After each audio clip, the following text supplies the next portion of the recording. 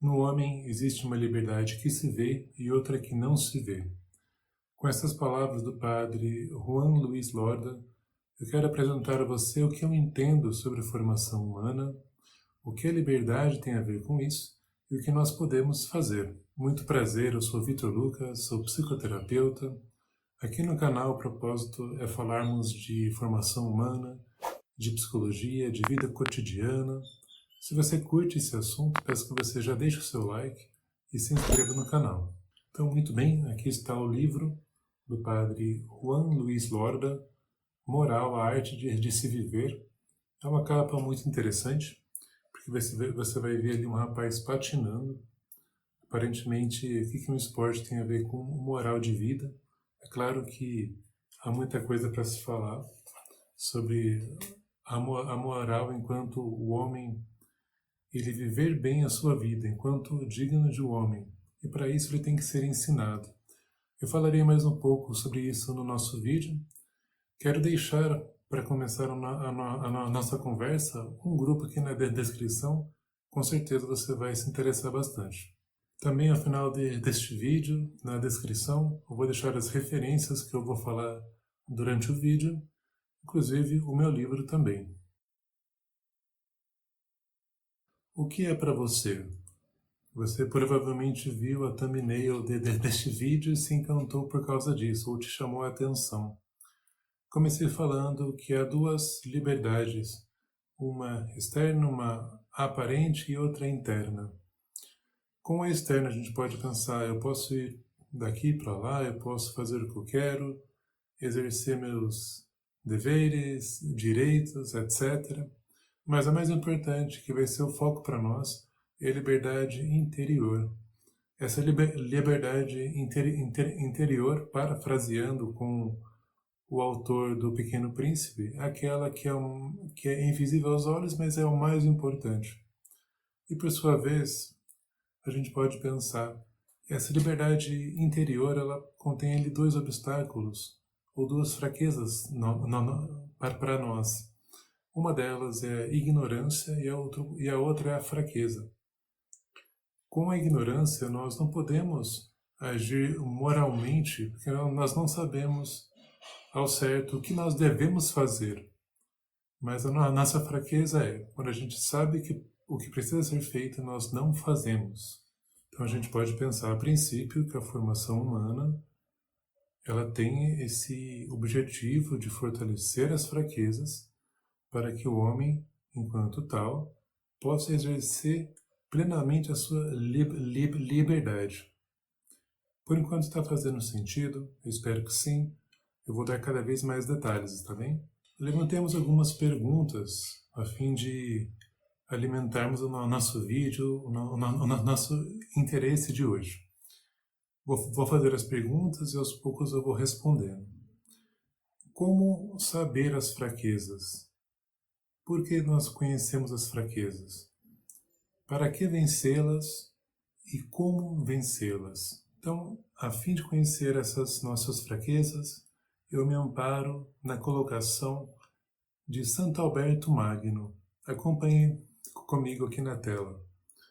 Alguns são naturalmente dispostos à fortaleza, outros à liberalidade e outros à castidade.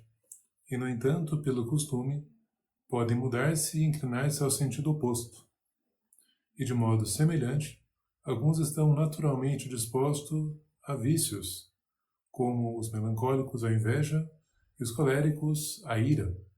E, no entanto, pelo discernimento do intelecto, podem habituar-se em sentido contrário, motivo pelo qual, pelas partes do corpo, se podem conhecer as tendências naturais a uma conduta ou a sua contrária em relação aos homens. Mas por elas não se pode conhecer os hábitos que existem na alma. Eu vou deixar aqui para você um itinerário do caminho que eu pretendo responder a essas palavras, a essas perguntas, aliás. Também eu tenho uma playlist sobre o assunto que com certeza vai te interessar bastante para você ver depois. Lembrando que eu não vou tratar detidamente ou detalhadamente cada assunto, porque eu já tratei antes e você pode encontrar. mas eu vou dar uma pincelada para aqueles que estão chegando agora no assunto, está bem? Basicamente, esse itinerário da formação humana, eu gosto de organizá-lo desta forma. Começa nos temperamentos, como a gente leu com Santo Alberto Magno, de conhecer-se a si mesmo para identificar ali algumas fraquezas ou algumas condutas disfuncionais. Claro que às vezes há virtudes naturais que trazem um bem para o indivíduo, para a sociedade. Nós partimos depois disso para o exercício das virtudes, ou até mesmo ali que a gente pode chamar do caráter, e também como objetivo final uma vida ali madura, uma maturidade emocional, afetiva, espiritual, está bem? Maturidade essa que a gente pode pensar, aliás, até mesmo o caráter antes. A gente tem como aquilo que é aprendido, diferente do temperamento, está bem? E a maturidade, agora sim, como Henrique Rojas fala para nós, ela não é ali um nível estático, mas sobretudo dinâmico, no qual a gente pode sempre melhorar cada vez mais, e que depois eu vou apresentar para vocês uma definição muito interessante, tá bem? A fim de já apresentar a você uma resposta prévia do que seja formação humana e dar mais detalhes, eu comento contigo o seguinte: a formação humana é a educação da nossa liberdade ou a formação da nossa personalidade, mediante conhecimento do que pode vir a enfraquecer a liberdade, tais como as tendências temperamentais em seus pontos disfuncionais, a partir dos quais exercitamos o caráter com as virtudes para agir, conforme a razão em nossa vida afetiva. Assim, sendo virtuoso, o homem pode chegar à maturidade afetiva, que entendemos como ser capaz de amar de verdade, e espiritual, pois está apto a subir aos níveis mais altos da fé, da esperança e, principalmente, a caridade para com Deus. Antes de continuarmos, eu pergunto para você, você já assistiu alguma playlist minha inteira de temperamentos, de formação das virtudes, da maturidade? Comenta aqui embaixo que eu vou ficar bem contente de saber disso, tá bem? Em seu livro O Temperamento que Deus lhe deu, Art e Lorraine Bennett dispõe para nós o que seriam os temperamentos. É uma definição que eu gosto bastante, porque ela é muito sintética, está bem? Cada um de nós nasce com um temperamento básico, que é a soma das nossas preferências naturais. Ele molda nossos pensamentos, ideias, impressões e a maneira como tendemos a reagir ao nosso ambiente e a outras pessoas. É a nossa predisposição para reagir de certas maneiras, que está inculcada em nós. Não é algo aprendido ou adquirido através do contato com o nosso entorno. Não é produto de um trauma de infância ou de memórias reprimidas. Em uma palavra, é a natureza em oposição àquilo que foi cultivado. Uma comparação que eu gosto de fazer é que a personalidade é como se fosse uma casa completa. E o temperamento ali é o alicerce.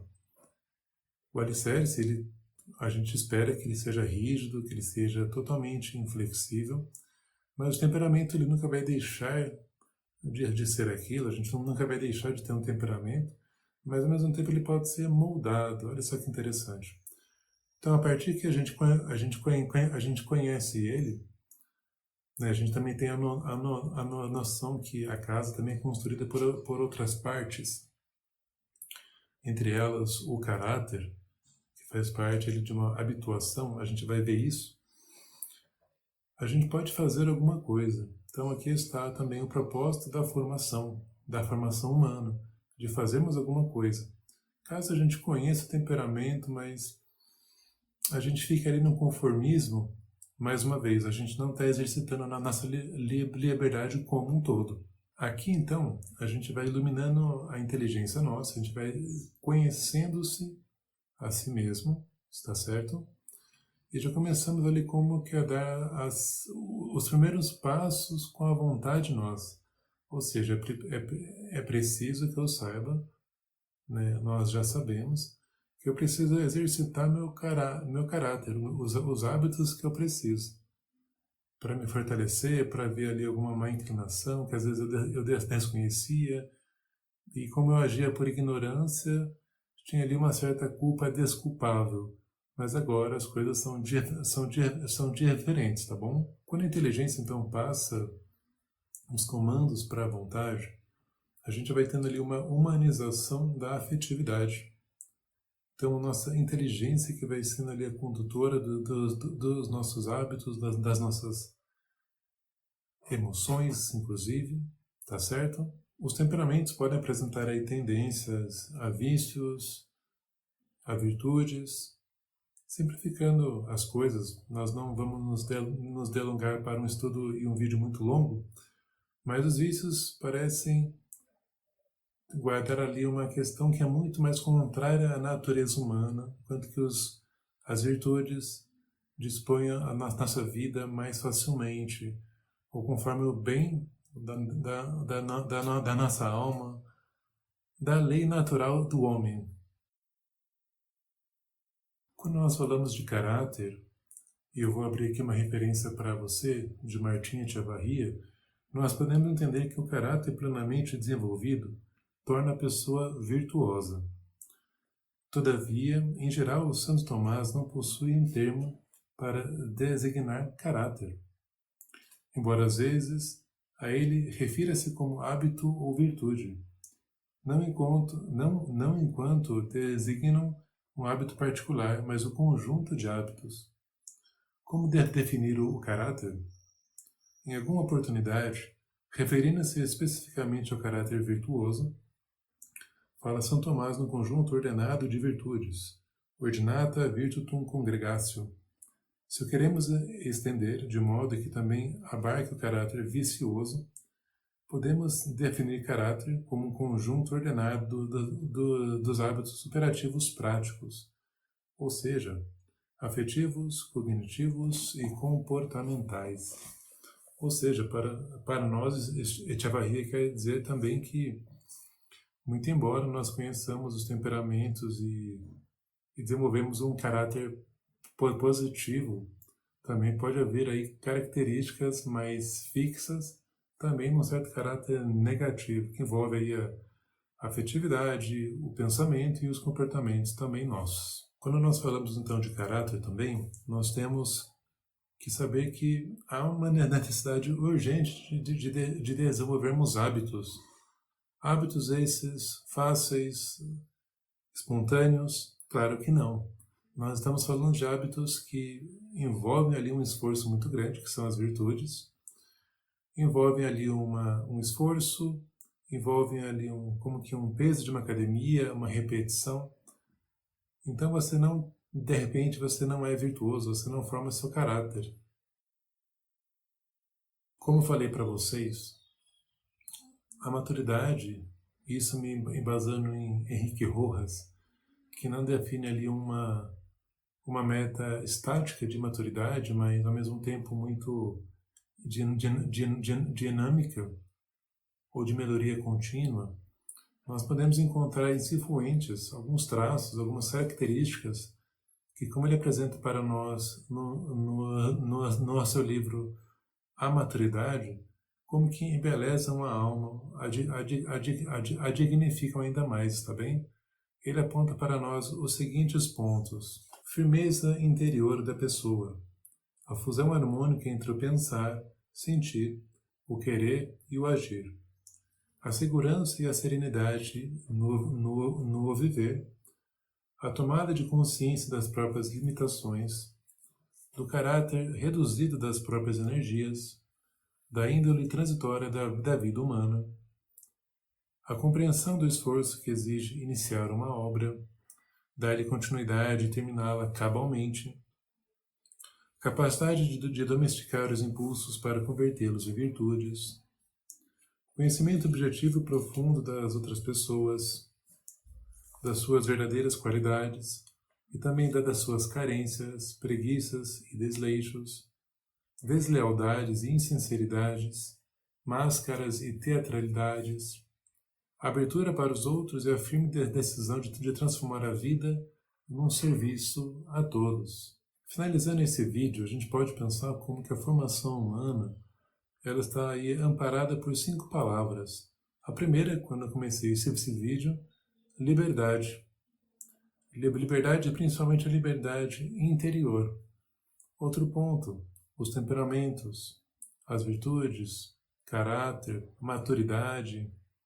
São palavrinhas aí que você vai fundamentando-se ou aprofundando-se em cada uma delas e você vai tendo ali uma formação humana integral, uma formação muito completa para viver muito bem, para apreciar, para chegar mesmo à beleza de uma vida virtuosa. Se você chegou até aqui, peço que você comente aqui embaixo itinerário. Eu vou deixar aqui 2 vídeos para você ver e até mais.